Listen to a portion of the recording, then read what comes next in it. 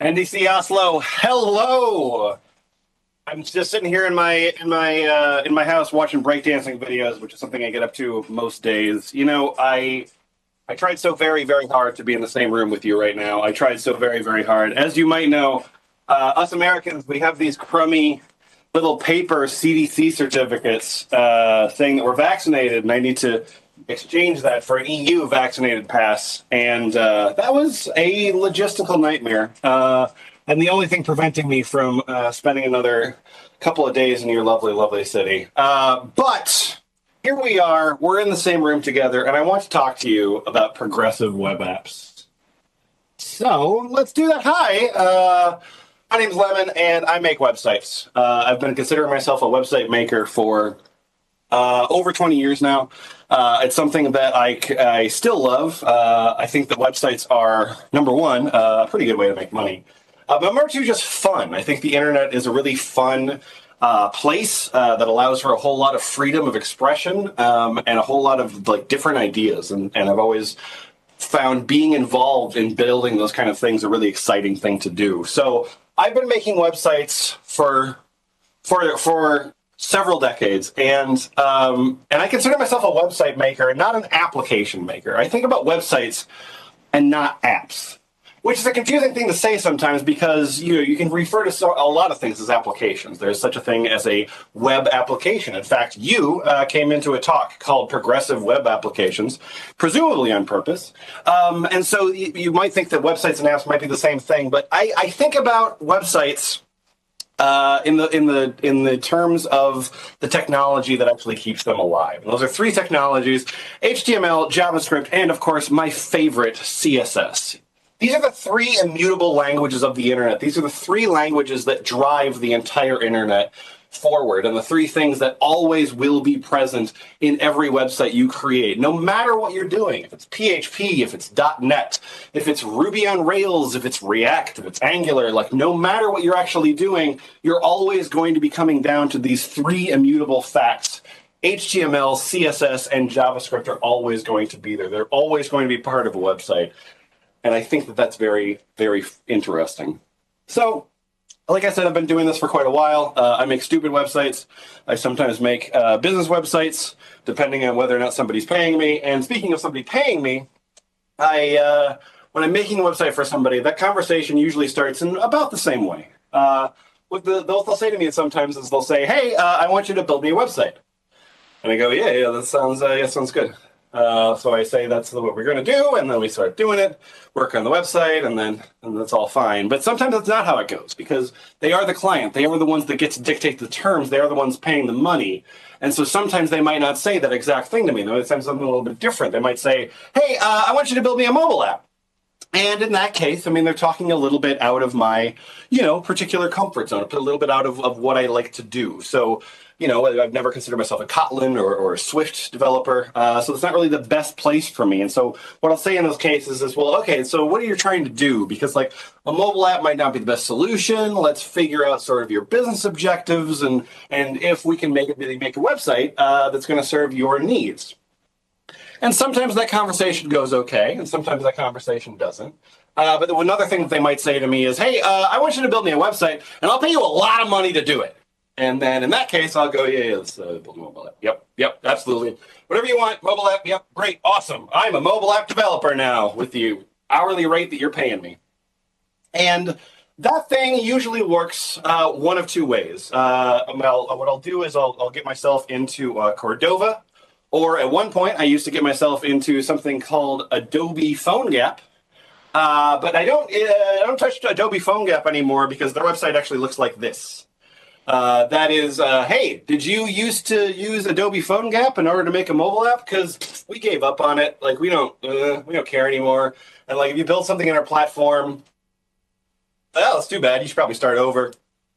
So I don't use Adobe PhoneGap. Instead, I use Apache Cordova. And that thing works basically always the same way. What that's going to look like. If I'm going to build an app on Cordova, I'm going to say, okay, well, what I'm going to do is I'm going to build myself an HTML website. The usual trappings. It's usually going to be static.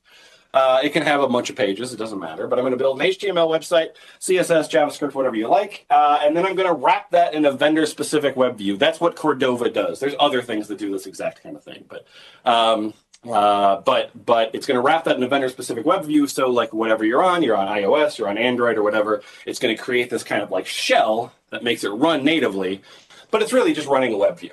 So it's going to put all of that HTML into a vendor-specific web view. It's going to add a bunch of plugins. Those plugins depend on what exactly I'm working on, but there might be one, there might be several dozen. I'm going to add all those plugins in, and then I'm going to release this thing to the store.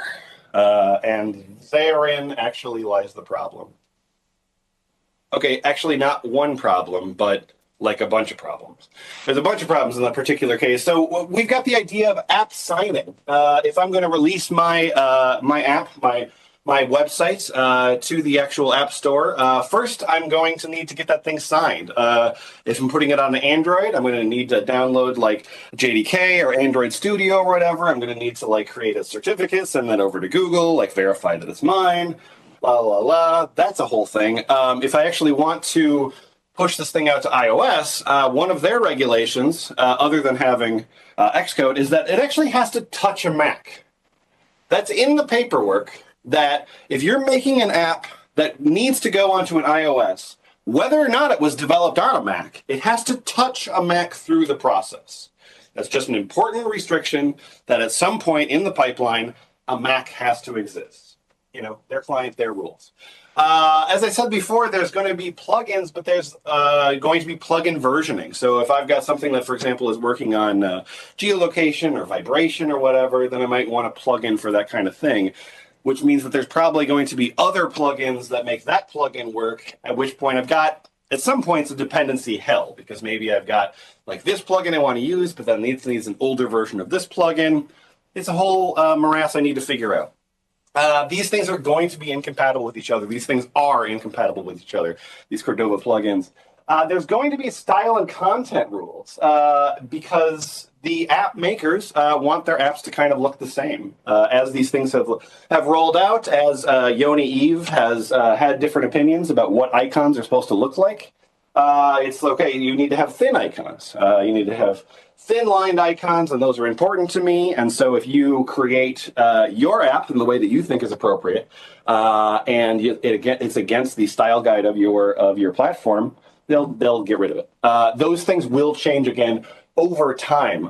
With each new Android update, they usually have some new content rules. There might be something where, at one point they were going into like rounded corners, and so if you were making something for the Android, you should be using rounded corners. Now it's more into circles. These rules will change, and these rules will be important because it has to look consistent with their device. You will always have the possibility of rejection, not only in submitting your app in the first time, but every single time you submit an update, you do have the possibility of rejection, and you do have waiting. I'm going to tell you a true story now. This is something that happened to me not that long ago, and it was something that sort of elucidated me about why I should start working in PWAs. So I built a mobile app, and it was a lot like the thing I described to you before, working with the clients, and they wanted to do this like sort of scheduling app. And I said, that's fine. That should probably be a website. And they said, no, that should be an app. And I went, okay, yeah, great, awesome. So we built this mobile app. It wasn't a big deal. I will tell you that this was not a technical marvel. It's pretty straightforward. Made the thing, turned it into a mobile app, got it through the stores, everything was fine. And then they wanted a small change.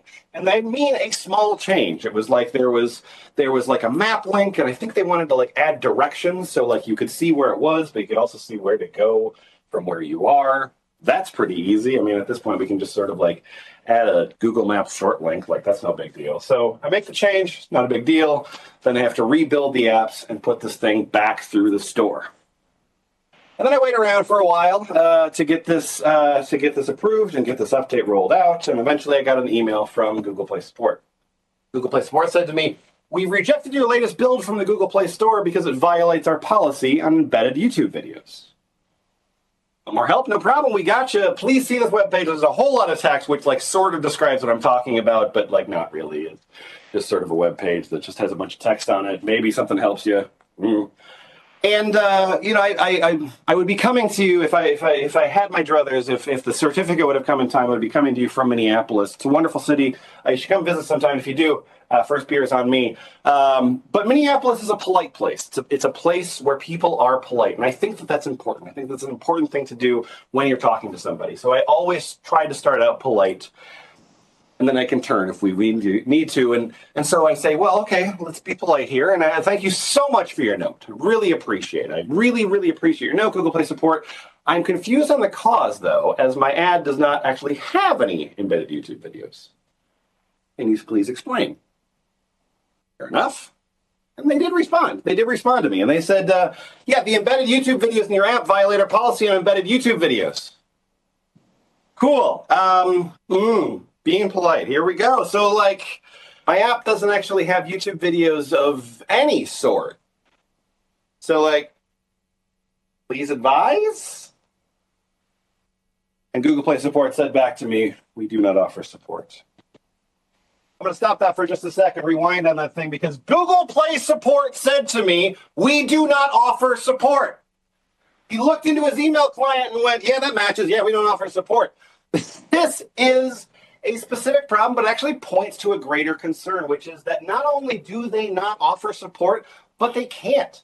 It's fundamentally kind of impossible for them without a massive hiring boom for them to actually offer the human support that their platform requires. The App Store has 2 million installed apps in the store at any one time. Google Play Store is about triple that. And in each of these cases, they've got their own sort of categories about there's no pornography or whatever sort of like rules that they have about content or whatever. And they're going to have, as much as they can, an automated process to bring that thing through.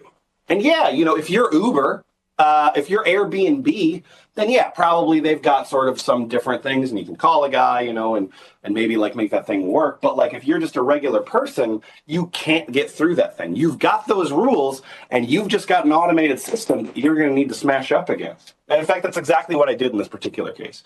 I said, well, I'm just going to kind of make some changes and just keep sort of pushing change requests, hoping that the same person ignores it. That's exactly what happened. I pushed it through. I just didn't make that many code changes, just like, remove this backslash. And they went, yeah, cool. We didn't start out like this. The internet never started out like a walled garden, and it does exist in its own form. When we opted into these ideas of apps and environments, we did it out of some sort of convenience, but I don't think any of us were really excited about getting somebody else to approve on what this thing should look like.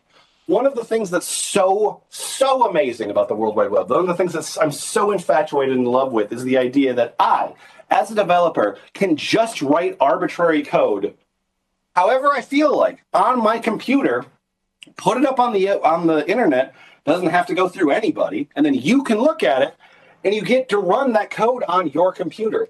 That is amazing. That is a promise that we have to live up to. The worst thing that can happen if you build a bad website is you build a bad website. It still exists. Maybe just nobody goes to it. Actually, no. The worst thing that can happen is you build a website, it's really bad, and everybody goes to it, because then that's your life now, maintaining this bad website that is apparently really popular. I want to rewind for a minute and go back to that conversation that I had to start off that conversation with this client. And to think about, that's done. I don't work on that particular app anymore. But if I could rewind time and try to start over with this client and think about how we could have done this the right way. And so what I could have said to them, and what I've said to clients since then, is I say, well, when you want a mobile app, you're saying you want a mobile app, but what do you really want? I did not ask them that. I have asked other people this, and they always answered pretty much the same thing. They'll say, well, okay, I want something that's got an app-like interface. You're going to use it. It's going to kind of feel like an app. I know what an app is. I have one on my phone, and I want it to kind of feel like that. I want it to be installed on the user's machine. They're going to, whatever sort of installation progress, but then they're going to have the thing. click on the button, and then they've got that app. Maybe I want that thing to work offline. Maybe that's important to me. I've got a certain amount of data that's sort of immutable and unchanging. And let's just make sure that that's always at my user's fingertips. Maybe I have a need for a camera and microphone or geolocation, and I want to be able to use those particular things, which are a little bit of a challenge on a website. But also, if they're saying I want an app, what they're actually saying is I want push notifications. That's what they really want. They just want push notifications. Companies love sending push notifications. We as users love getting push notifications. That's one of the only reasons why I play like Android phone games. I don't like the games themselves. I just like the needy push notifications that it sends every like 30 minutes when I stop playing. Like, oh, hey, what's going on? Are you in the hospital? Why aren't you popping bubbles? Push notifications are what the companies want. So all of these specs are actually together in something called a PWA, which is an amorphous thing. It's not exactly a technology. It's not a stack. It's not a discipline. It's really just a spec. A PWA is just a spec. It's a spec written by 3 companies. Google was the one that did the most work on this particular spec in the first place. They were the ones that sort of led the charge. About halfway through, Mozilla got involved and also worked on the spec, and eventually Microsoft there at the end to write out what was the first draft and the release candidate of here's what a PWA is, and here's what we're going to support. Here's what you as developers should do, and here's what we as browser manufacturers will support. Eventually, when they got that thing, everyone else started supporting it. Safari was a little bit slow because it was kind of eating their lunch, but eventually Safari got on board with PWA. Also, your Brave, your Opera, your Vivaldi, your... If it's a modern web browser, it's going to support a PWA spec. That's just the case at this point. So what is a PWA? Well, okay, it's potentially actually a lot of things. What it really is, a PWA is essentially just a website with extras. You've got a website plus bonuses. That's what a PWA is. So if we're going to talk about what is a PWA, we actually can talk about what can be in a PWA. That can be so many interesting things. It can be installable. Our case before about, I'm going to go to this thing, I'm going to have the thing, I'm going to click on the icon on my phone, the thing's going to launch up. It can work offline in a way that's very different from the way that a website will work offline. We're going to get to that in a little bit. It will do your blessed notifications. It can do managed caching, which is another thing that really changes a lot of how you are building a website. You can say, well, I want you to cache these specific things, and I want this bit of cache to live forever, but always fetch this cache if you can. It's going to run Chromeless if you want it to. You don't like the address bar when people are visiting your site? That's not particularly useful. No problem. It can run completely Chromeless in its own sort of instance and look like an app. You can do that native sharing thing, which I think is actually more useful than people give it credit for. That thing where you've got a bit of photo or like a bit of text, a link or whatever. You've got your app and you go like share, and then your phone goes, well, share via what? I know you got Telegram or you've got Signal or whatever. Brings up that context menu depending on what you have installed. You can do that stuff in PWAs as well. You can do weight control. Which is something that I also think is overrated. I don't know if any of y'all play Jackbox at all. I love Jackbox. I have all of them. I think the Jackbox games are really great. But briefly, there's sort of a party game that you play with your friends, and you're all on your own phone. But they have basically a standard website that runs this thing. They do not do it in the PWA. And one of the things that I was found a little frustrating about the Jackbox kind of web client is that it doesn't have weight control. So if you're in a moment where you're in idle time, you're not touching the screen for a little bit, your phone can actually just shut off or go to sleep or whatever.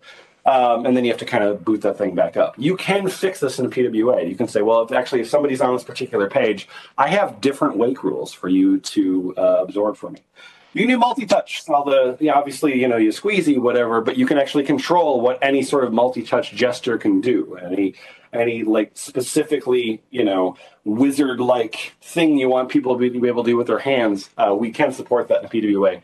It can do Bluetooth. It can do a whole lot more. And that's fascinating. So, what do you really need for this thing? You actually only need 3 things. To get started, you're only going to need 3 things. Number one is your HTTPS connection. That is a hard requirement. That is absolutely a necessity to get started. You're going to need that right off the bat. You can work in local, HTTP local host, no problem. But once you actually turn this thing on anywhere on the internet, if you don't have HTTPS, it's not going to work out. You're going to need also two files. A manifest.json file, which is just a JSON file with a bunch of instructions, and then the service worker, and that's the thing that's doing the real magic. The service worker is your special bespoke file. Let's go through all three of these things here. Where can I get an HTTPS certificate for free? There's a whole lot of options at this point, and I do think no matter what your website looks like, it is a good thing. I do a lot of hosting on GitHub pages because, number one, it's free, and number two, sometimes it's nice to not care. I've had sites that I built before that have, been like the subject of like PewDiePie videos, right? If that was a thing that I actually had to host, that would stink because now all of a sudden it's like, oh, a bunch of people are visiting my website. That's really cool. Oh no, now I have to spend like 2 days trying to like fix load balancing. GitHub pages, it's like, well, my thing seems to be popular right now, and that's Microsoft's problem. Anyway. Doing this thing on GitHub pages, you can actually just route your thing through. Instructions are pretty easy, and you can get your HTTPS set up like that. One of the people that really led this charge at this point was Let's Encrypt. A little bit technically difficult for me as more of a front-end person, but you can basically just provision your certificate. The only problem is that if you provision your certificate from Let's Encrypt, you have to re-provision that same certificate every 6 months. But if you do that, Let's Encrypt will set you up for life. Cloudflare, another pretty damn good option in my opinion. You can get your domain, point your domain through Cloudflare, and in addition to all the other Cloudflare stuff it's going to do, it's just going to HTTPS that thing in the middle. And then finally, many other cPanel-based hosting platforms. A lot of those are actually doing that through Let's Encrypt. But those hosting platforms that you got, a lot of them sort of LAMP-based. If you look in the settings, they're going to have a setting in there of like, turn on HTTPS, usually some toggles, in the little panel. I personally like two companies, Green Geeks and InMotion, just what I've personally liked. But it is 2021, and at this point, not only is HTTPS everywhere a real thing, but also there's not really a great reason to pay for HTTPS. Anyway, whatever you want to do, you get that cert, you turn it on, you direct all HTTP traffic to HTTPS, and now we're ready for the next step. Our next step is a manifest.json file. Basically just just some declarations. We're going to declare things like our name, our description. Your app is going to have some sort of color scheme, which is going to be like loads and transitions. We're going to have those. We're going to define some languages, as many as you like. We can define the orientation. So in the actual manifest.json file, we can say, I'm building this app, and if somebody puts it on their phone, I only want it to be used like this, or I only want it to be used like this. You can define those kind of orientations in the actual manifest.json, and the app or the PWA will always render it in that, no matter how the user is actually holding their phone. We can define a URL scope to this, so you can say, okay, I've got this website, and I want you to PWA only this part of it. I don't know why exactly you do that, but sometimes sites are big and there's clumsy sort of things. And then the other thing is icons. You're going to define way too many icons. You're going to build way too many icons and deliver way too many icons. And that's also part of your manifest.json. And then finally, we've got our service worker. That is a single JavaScript file, which can be called anything. I call it service worker, so I always know what I'm looking for. But that's going to set up your functions for installation, caching, permissions, and features. That's what's going to do everything. This service worker, if it's not explicitly doing the instructions of your PWA, it's going to be referencing other files that are doing the work in your PWA. Your service worker is the crucial building block of your PWA. So you're going to reference both of those files in your index.html, and then what you've got is you've actually changed the way that your website is consumed.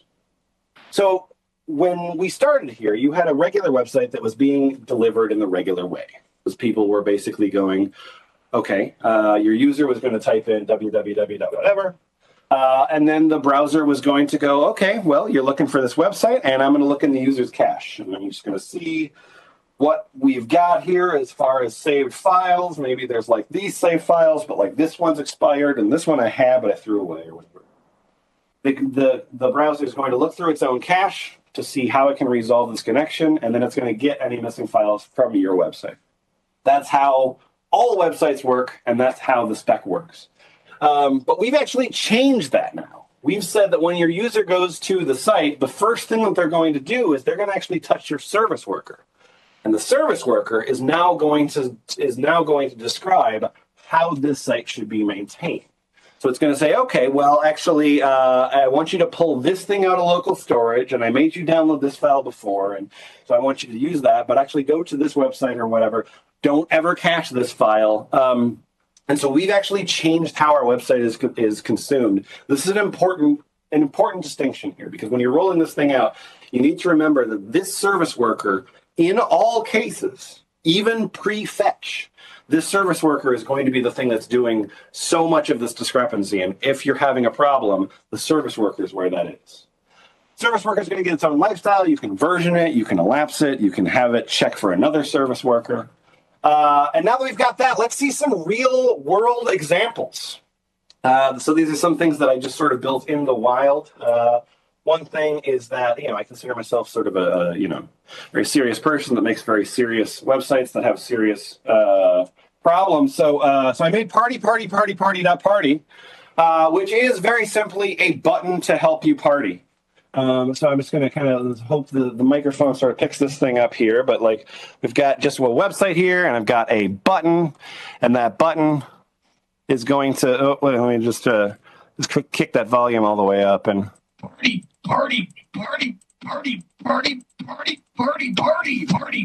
And of course, it's going to count up the amount of parties that you have, so that you can just sort of build up your score. And then, as you see here on the right side, we've actually got this thing turning up, and eventually,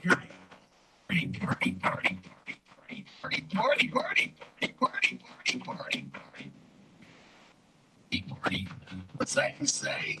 So eventually, you'll get the Venga Boys boom, boom, boom, boom as you reach maximum party.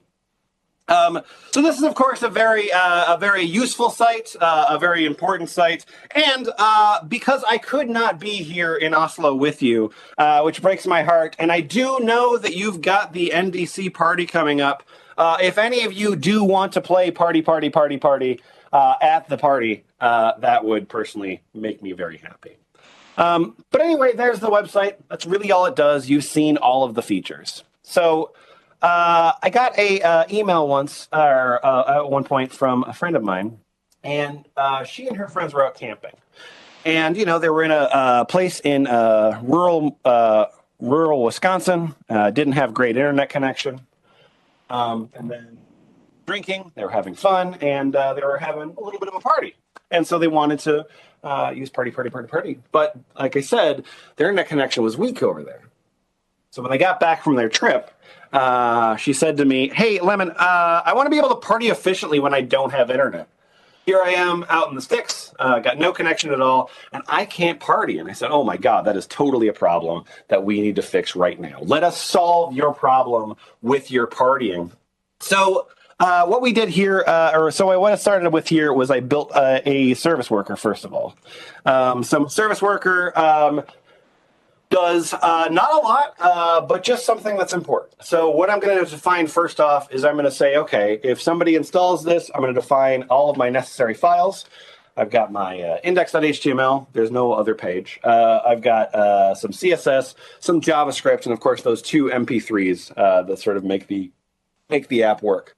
So these are all of the files that are necessary for a mission-critical party. There might be other files that exist, but these are the only ones that I care about in order to make the app work. So if somebody's going to install this thing, what I want you to do is I want you to take all of these files that we've got here, and I want you to take all these files and put all of those into storage. Now, this is slightly different than browser cache, because when you're talking about browser cache, that is actually up to the browser itself. So if you've got, for example, a website that has a whole bunch of ridiculous loaded images, massive JPEGs or whatever, then the website or the browser itself will cache those files, but it'll kick them out whenever it feels like. It's up to the browser to decide how it wants to do this. In this case, I'm saying, actually, if you've installed this thing, I want you to hold on to these forever. I get to control that in my user's machine. So I say, okay, partition these things and do not get rid of these. So now that we've got these files installed, the very next thing that it's going to do is it's just going to respond to fetch requests. So it's going to make a fetch request.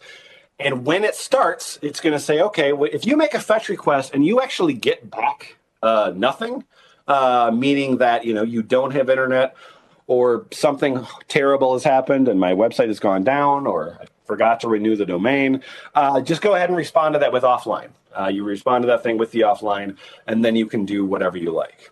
So in having done that thing, that's really all I wanted to do in order to make this particular app run offline. Then I had to build a manifest.json file. Like I said, like anything else, I can version this thing. I gave it a name of party. I gave it a short name of party, and then a description of party.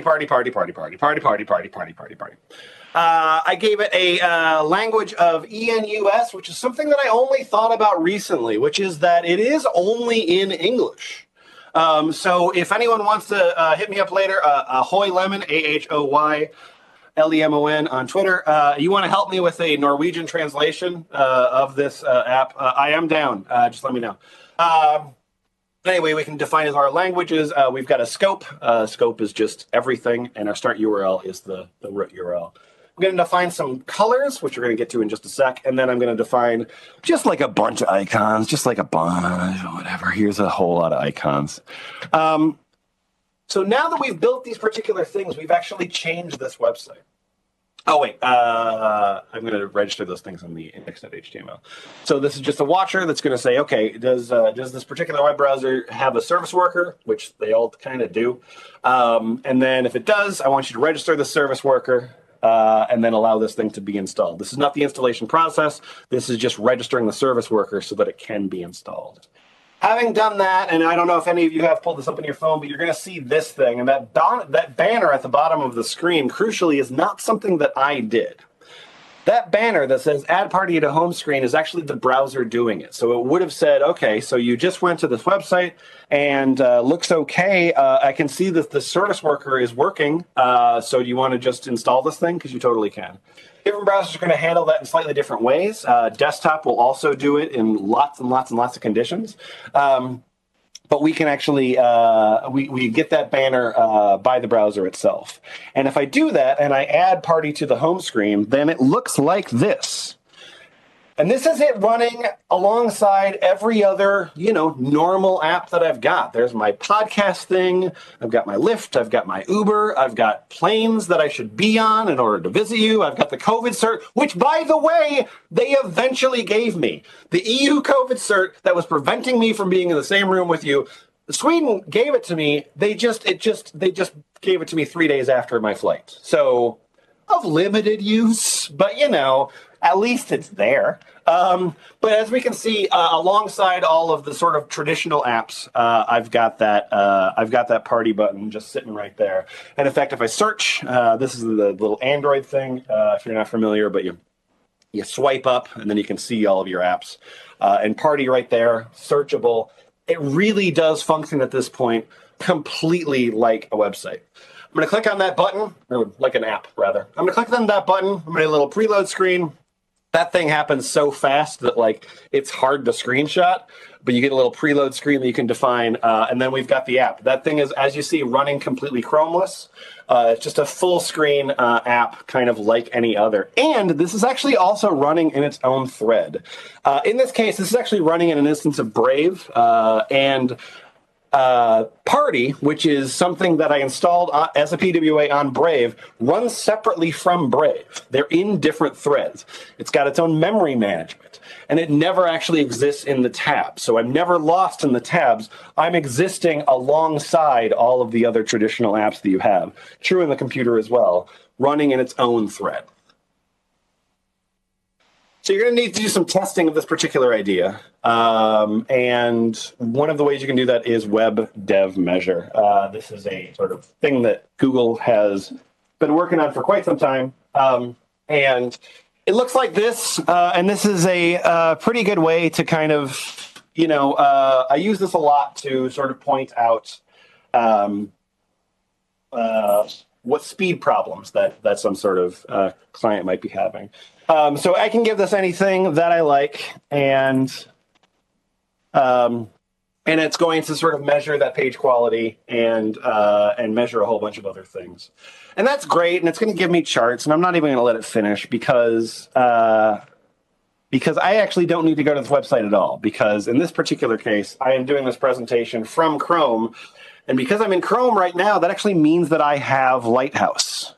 This is something that exists inside of every Chrome instance. It's something that you have, and it actually does a lot. So it can do checks against performance. The accessibility is pretty good on this one. There's better ones, but the accessibility in Lighthouse is pretty good. The performance is great. SEO, but it does do PWA checks. And that's the thing that I think is really useful about this particular idea, is that if I look at party, in my Lighthouse, this is what it comes up with. Now, this is not how it started. This is just how it ended. So I said, okay, well, I've got this whole thing, and I'm going to try to run a test in another thing here, just to see. Might take a little bit longer than I want it to. But what you can do is you can kind of run a test against Lighthouse for something appearing as a PWA, and it'll give you back a report. Now, like I said, I've got a whole bunch of green check marks, but that's because I ran this report many, many times. And I said, okay, well, you know, the page is responding with a 200, so that's good. But like this one, you know, doesn't have this sort of like viewport constraint defined, or this like whatever. The thing that I think is really good about Lighthouse, and this is both in the PWA sense and in performance, it's really good for performance, is not just that it scores you. Yeah, sure. I mean, it's awesome to have a high score. Great, awesome. Give me a big gold, you know, medal, and then like a number that's really high, and then that's cool. I like that. But the thing that I think is really neat about Lighthouse is that it'll actually say, here's your score, but also here's the things that we failed you on, and here's what you can do about them. And I think that's actually really cool. So when you're looking at your particular, okay, so if I look at NDC Oslo, I mean, it's just all red. I mean, they weren't trying to, so that's probably why these are all red, but we can see that it's not going to redirect HTTP to HTTPS, so that would become consulted as an error. It doesn't have a manifest.json, which is like what a lot of these things are failing on. And so I can actually go through any of these red ticks and go, okay, well, if I wanted to make this into a PWA, let me just go step by step until I turn all of those reds into greens. Your strategy for feature rollout in that I've done, and this is a lesson learned, is that I think you should always be testing your thing in Lighthouse. You work on a thing locally, or maybe you've got some sort of little dev environment that's set up over there, and get that thing rolled out and just test that over and over again. Just look at that thing in Lighthouse. Do I have any red ticks? Do I have any things that I seem to be missing? And can I improve on all of those? When that's all working, then get that thing working on your machines, you know, install it on your phone, install it on your computer, install it on your laptop, install it on whatever other machine you might have, then get it over on your coworkers' machines. Hey, can I get you to try this thing? Just install it, you know, it should do this, make sure that's working. When all of that's done, then you should try it on the strangers. And the reason why I'm saying that is because of that chart from the beginning, because that service worker gets into the memory and becomes the de facto rule for how that website is consumed.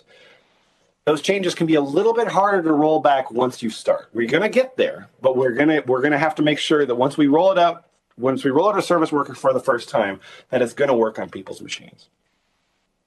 I want to give you another example. This is another very serious website that I made called Damn Dog.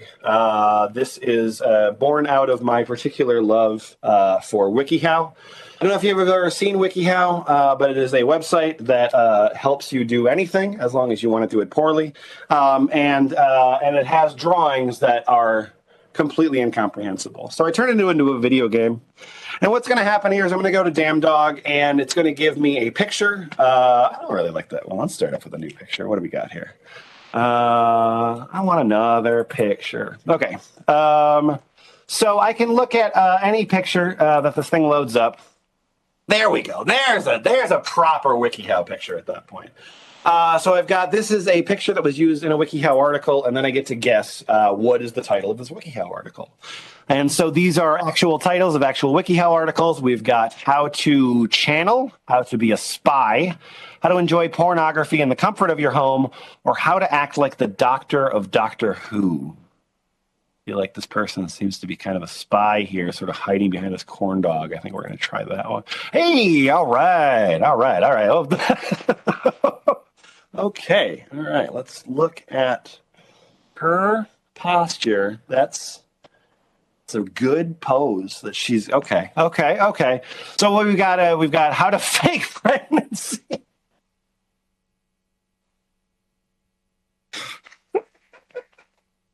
How to fake pregnancy, how to deal with enemies, how to recognize a controlling person, how to get over a crush on your best friend. I mean, that title is so... Oh, okay. So that's really how the game goes. It's gonna when you go to it, it's gonna load up. I've got a bank of however many drawings, and I've got a bank of however many titles. It's gonna load up one drawing and 4 titles, and kind of build the thing over from. And like other cases, I wanted to turn this into a PWA, except for my goals were different. I didn't really care about offline. Offline wasn't interesting to me. I had some other objectives with Damn Dog. And so so what I did with this particular one was I built a service worker, and I got a name, and then here's what I've got as far as wanting to make this thing viable offline. It was basically said in this case, and I don't have to do an offline function if I don't want to. I just am in this particular case. But I'm going to define my offline, and that's going to have an offline.html. I got some CSS. I got some JavaScript. There's an SVG or whatever. We see the same install script as Ref4. And then what we're going to do is what the service worker is going to say is, hey, if somebody's got a live connection, if somebody's doing a fetch request and it comes back 200, awesome, deliver them the website. Don't even ask me. I don't want to cache anything. Actually, it will cache the CSS. But other than the CSS, I don't want to cache nothing. I want you to handle this thing fresh from the internet every single time, because these photos can change over time. That's important. But if you do get a failure of a fetch request, I'm going to give you a completely different page, something that I'm defining only as the offline page. And that's offline page that I've got here isn't really amazing. We're going to get to that in just a sec. But what happens here is now I've got a valid service worker. That means I've got a valid PWA. So if I go to this thing in Chrome or Vivaldi or Opera or any other thing, I've got some sort of prompt, some sort of indication created by the browser of, hey, do you want to actually install this thing? And if I do install this thing, I get it Chromeless. I get it looking like an app. To me, this is very similar to what you might get from like Electron or something like that. It's just going to run Chromeless. I can actually even adjust sort of like top level, top nav, file copy, that sort of thing. And that's what the app looks like. If I unplug my computer from the internet, then this is what the app looks like.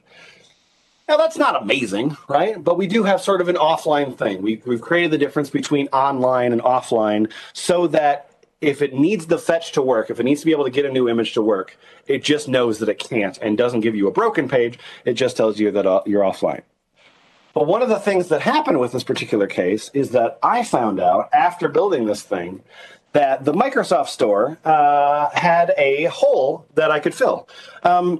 So the Microsoft Store, as you know, or maybe we don't, but Windows 8 on will have like its own store, and they want to kind of compete with the Apple App Store that's on the Mac, and it hasn't gone as well. They haven't had that robust of a marketplace. So eventually, what Windows said was actually, okay, you don't even have to give us an app. We don't even need a manifest. You don't have to give us any files.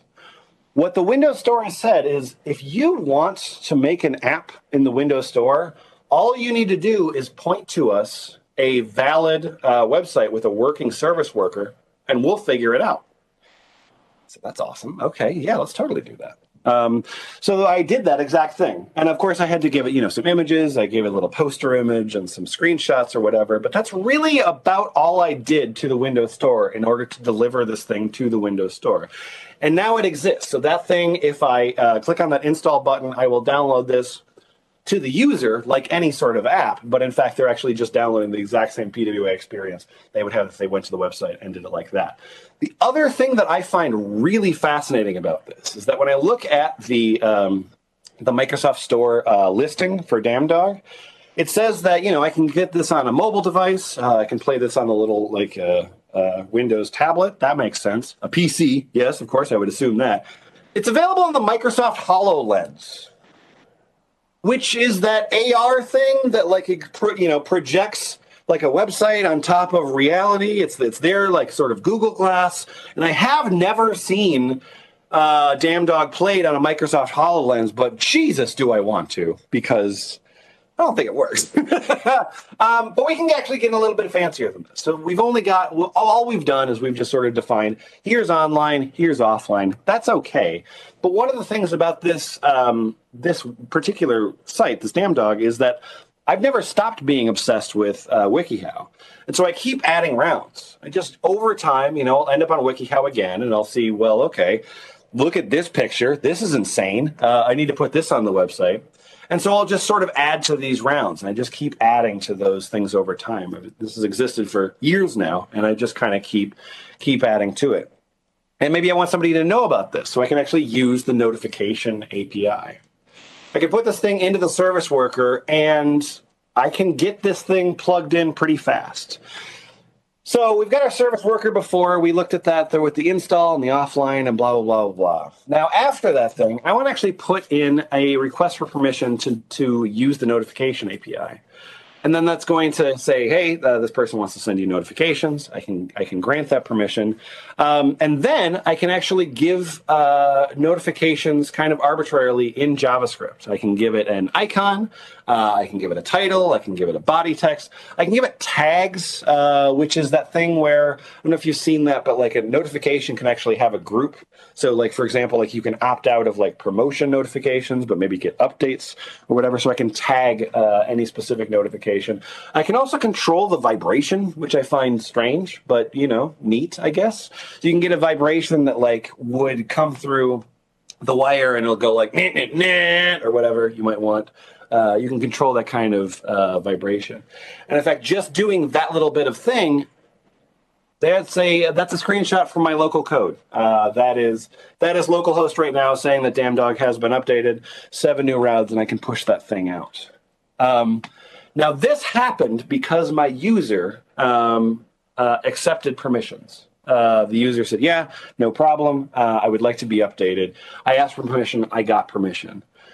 And that's how this is supposed to work. I want to show you something that you should never do. I don't know if you've ever been to Product Hunt before. I use Product Hunt sometimes. Kind of a cool place to see different websites.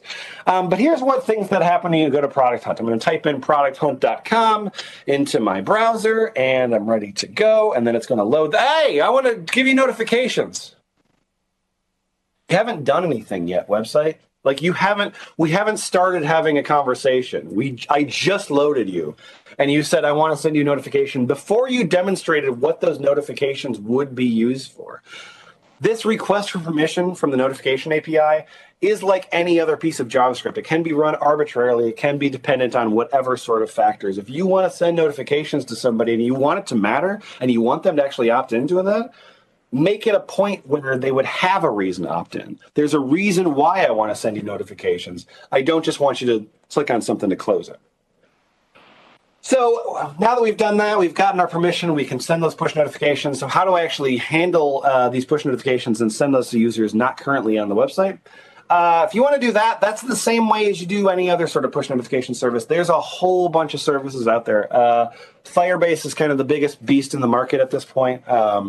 But they will do push notification. Twilio, OneSignal, there's hundreds and hundreds of companies that'll do it for very, very cheap. But you're just going to sort of like, set up a situation where you can get permission and then send that logic over to any of these third-party services, and then they're going to handle your push notification services. So having done that, where can you actually go from here? Well, at this point, it's really just about get cooking.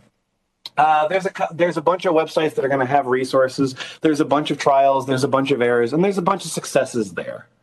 One of the first bits of success is actually PWA Builder. This is something that I think is actually pretty cool.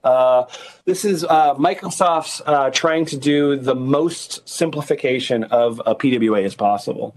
And so what they do, and again, we're going to, in this case, I'm going to give this the NDC Oslo website.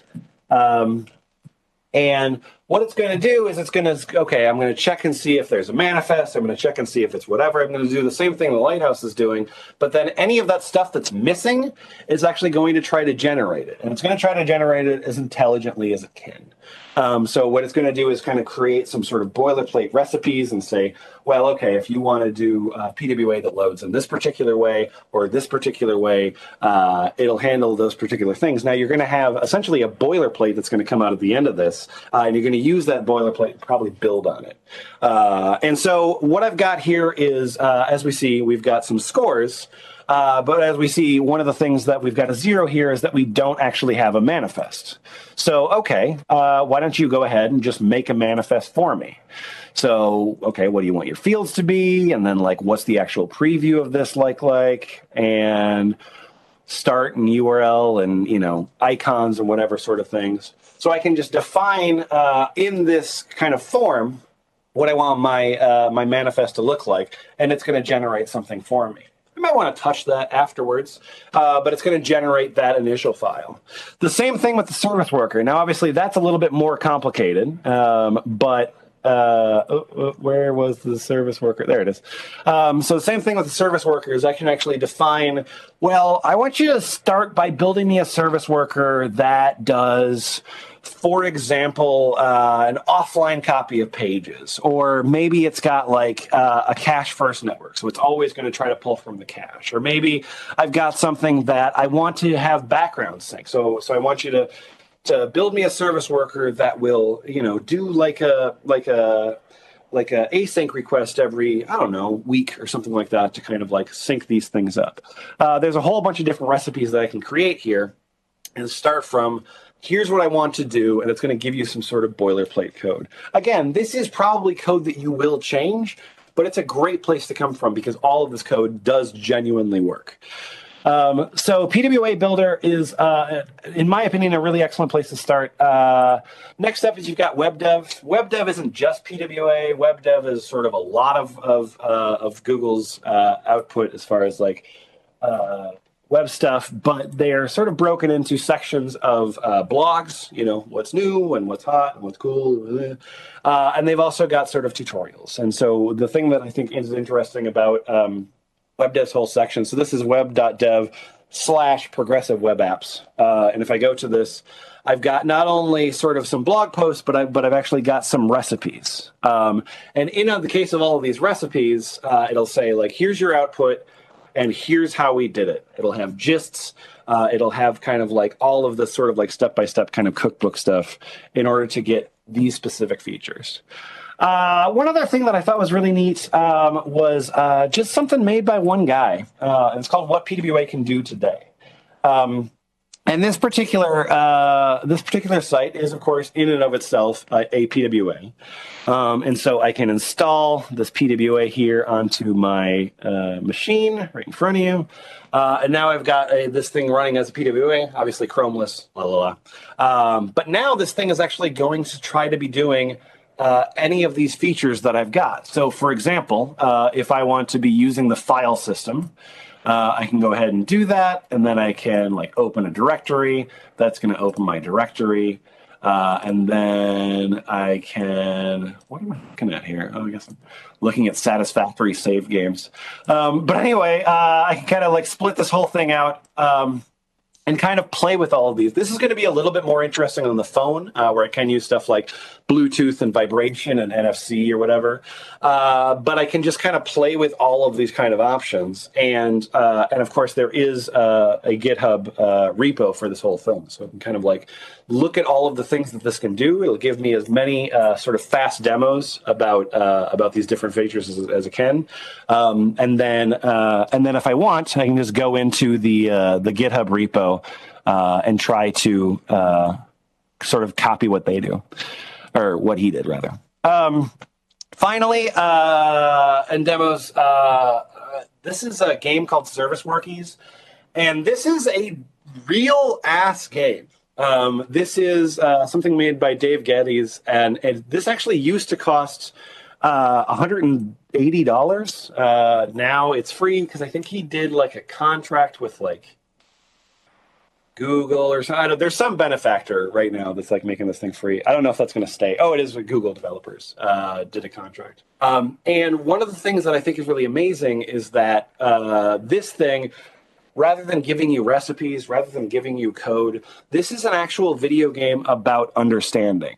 And it is beautiful. Like, it's really pretty. Like, it looks like to me, it looks like a Nintendo Switch kind of game. So I'm sort of like this tribe, and we're sort of trying to understand the service workers, and there's different sort of challenges and trials that we might have, and there's some sort of interactive like coding bits, but really what it's trying to do is explain to you like what the service worker does in a sort of mystical sense, and kind of create a better understanding. I think it's really neat, and especially at the price of $0, I do think it's worth looking at. Finally, I just want to say that when you're thinking of progressive web apps, that first word is really important. You started off in this particular case, or maybe, but you started off with a website, and you've been working on your website for however long you have been working on it, and you've tried to like make improvements over time, and now maybe you want to add this PWA thing. And think about the fact that because a PWA can be a whole bunch, it only has to be one thing at a time. So think about that word progressive and try to just sprinkle in those changes like as gradually as you need. Yes, of course, you can do all sorts of geolocation-y kind of things. You can do geofencing or whatever, but do you need to? Well, I don't know. Do you want to for fun? Awesome. But you can do all of these things progressively. You can do these things incrementally, and you can just make subtle changes to just improve lives over time. Because we had, at one point, these walls in front of us, and we don't know why they got there. We don't know why we were walled in.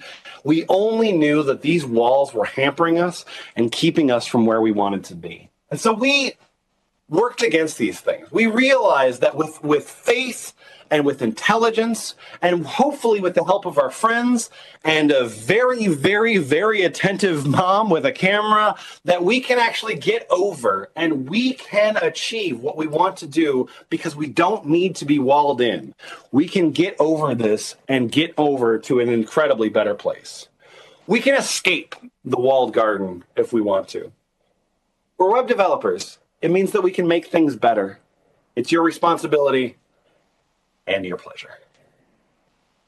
My name is Lemon. Thank you so much for attending this talk of mine. Finished pretty much with not a whole lot of time. What I want to say to you is that if I was there in person with you, which, God, I wish I was. I really wish I was there in person with you. But if I was, I would be giving you these stickers. I have these shiny stickers. If you're interested, Ahoy Lemon on Twitter or GitHub or whatever, ahoylemon.xyz. However you want to find me, if you just say to me, here's my address, send me stickers, no problem. You don't need to send me postage. I just want to give you stickers. ahoylemon.xyz has a whole bunch of my dumb websites, and I will also have this deck online if you want to look at it later. But thanks a whole lot for coming. Appreciate it.